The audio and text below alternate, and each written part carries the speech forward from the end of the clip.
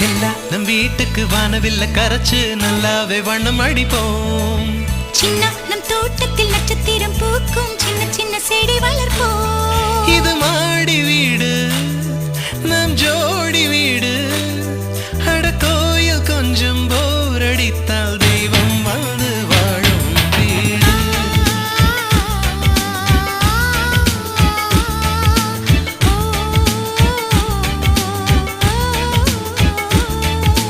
செல்லா நம் வீட்டுக்கு வானவில்ல கரைச்சு நல்லாவே வண்ணம் அடிப்போம்.